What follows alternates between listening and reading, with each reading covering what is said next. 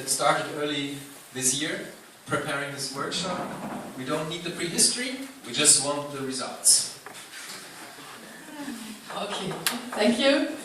Yeah, before we get to the results, maybe let me just say a big word of thanks also to, especially to the team of Berliner Gazette for bringing all those fantastic people together. Our workshop was wonderful. It was such a good experience to meet all these people, to have a really interesting exchange, and yeah, I think we've met a lot of new friends, so thanks for that.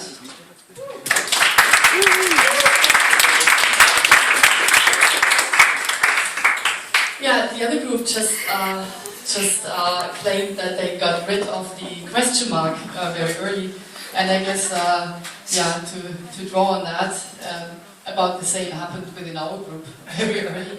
So the question mark became an exclamation mark and a real claim for big data being in our hands.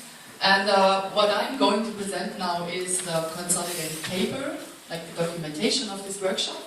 And we came down to 3 very concrete examples, and you hear the delegates of each of the working groups in a minute.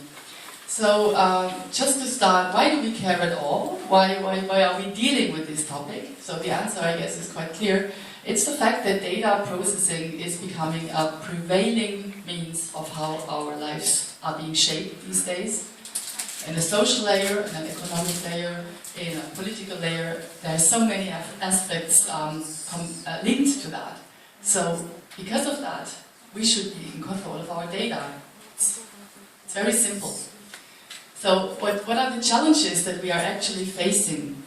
There's a number of challenges, and we try to condense it somehow in one sentence. So it's the mass analysis of private data sets by companies and governments, but also secret service agencies in unregulated, non-democratic and untransparent ways is damaging fundamental individual and commons rights.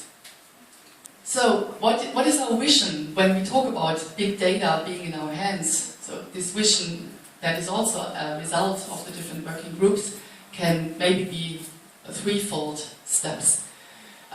We both have to acknowledge that both individual and common privacy rights are basic human rights, actually, and therefore must be cultivated and intentionally being protected. And therefore these principles ought to be applied to the use of big data as well. And secondly, we as individuals and collectively, we collect that data, so we as the producers should be in control of that. And yeah, everyone should have the power to take decisions about big data as a common good and how it is being used in the common sphere. And as I said, since the topic is really broad, we thought of 3 very concrete examples of how we can reach this goal of big data slowly being brought back into the hands of the people. And I would like to invite Alison, who has to leave very soon, to quickly summarize the results of, maybe you can just bring it